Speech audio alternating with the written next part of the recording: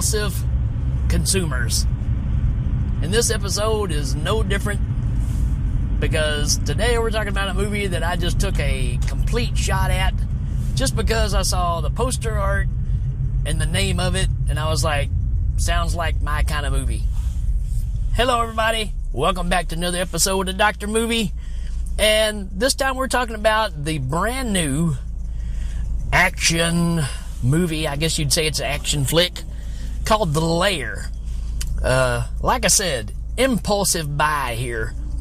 I saw the artwork, I saw the name, and I was like, yep, that's for me. I am a real sucker for any kind of mutated alien creature feature. And so when I saw the picture of this one, I was like, yep, gotta check it out. Most of the time you end up being disappointed, but you never know. So it's really one of those impulses that harkens me back to the 80s, going to the video store, the mom and pop shop, and picking up all these videotapes and just looking at the back of the boxes, trying to decide on the 2 or 3 you're going to take home, trying to pick the most outrageous thing you can find, and your imagination runs wild. And for the most part being disappointed, but that's how you find those gems, right? This one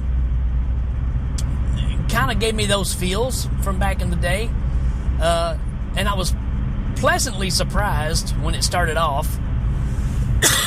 Sorry about that. That Neil Marshall directed this.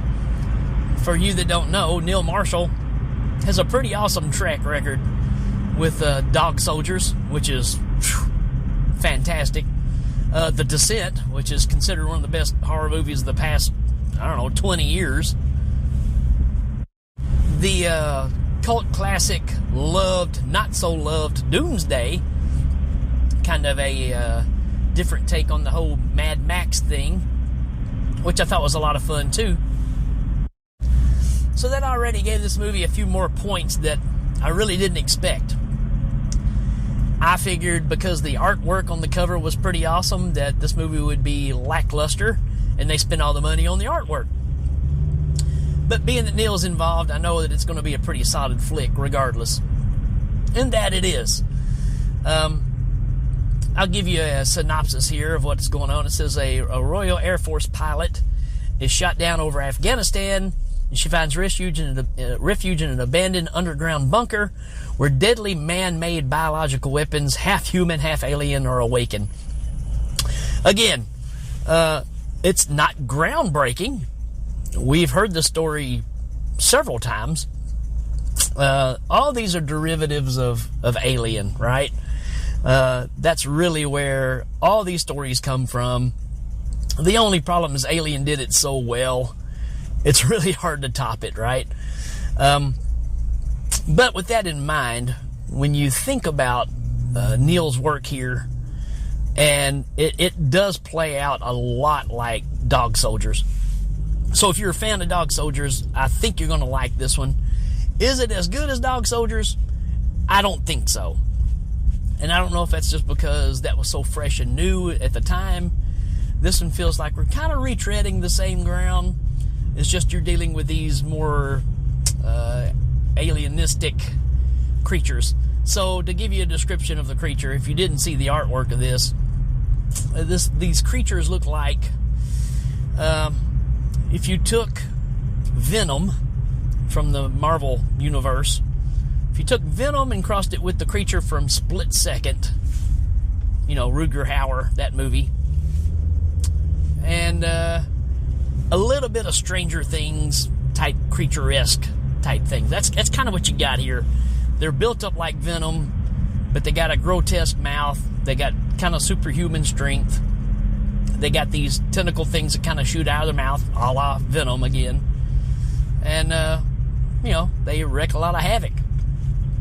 So, our star of the show is a female officer who's a pilot, crash lands, and for the most part, she's pretty dang awesome.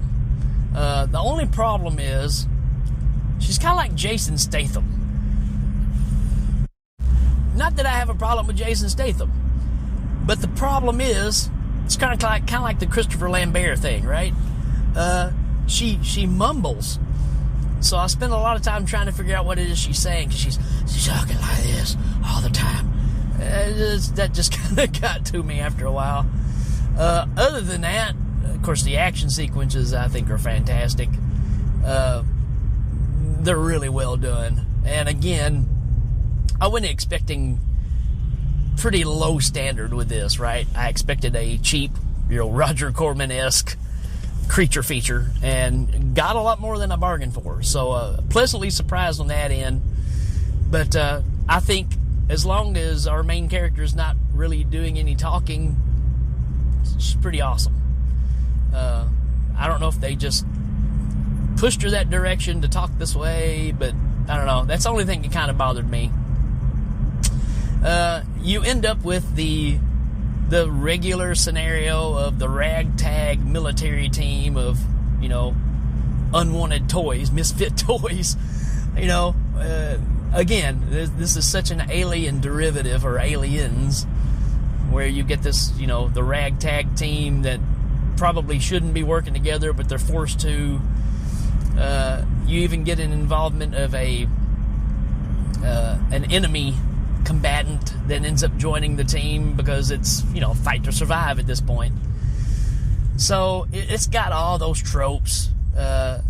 They try really hard with a commander who has a really over-exaggerated southern accent, to the point to where you're kind of like, yeah, you're trying too hard with that accent, man. And I'm not even talking like Brad Pitt overdoing it in Inglourious Bastards overdoing it. I mean, that was actually pretty good. But it is just a little overdone in this. But again, I can overlook some of these things. I thought this was a fun, just kind of hanging out around the house, checking it out kind of movie. It's got some great action sequences in it. Got some pretty decent gore in it, which is expected, right? Again, from Neil. He likes to do the act of surprise on you and make things explode in your face when you're not expecting it. So, good direction, good cinematography, just not anything groundbreaking. So, and I'm surprised I haven't really heard anything about this movie. I just happened to see it on a browser, and again, did the purchase based off the selling of the artwork, and I'm not sorry about it. I'm not blown away by it. Don't know that I'll revisit it anytime soon.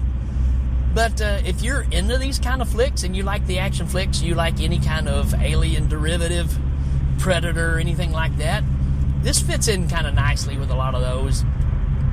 I just don't think it's showing you anything you haven't seen before. So just keep that in mind when you're checking it out. On a rating, I'm going to give this a good, I'm going to give it a good 3 out of 5. I liked it, but just wasn't blown away. Again, the creatures lacked a little bit of imagination for me. It just seems like it's been done. You also end up finding out that, for the most part, these are aliens that have come down from outer space. But just like in every alien type situation, the government's trying to take them and create a super weapon out of them. So they're, mixing their genetics with people. So you end up finding out later on that these are local people that have been mutated into these creatures.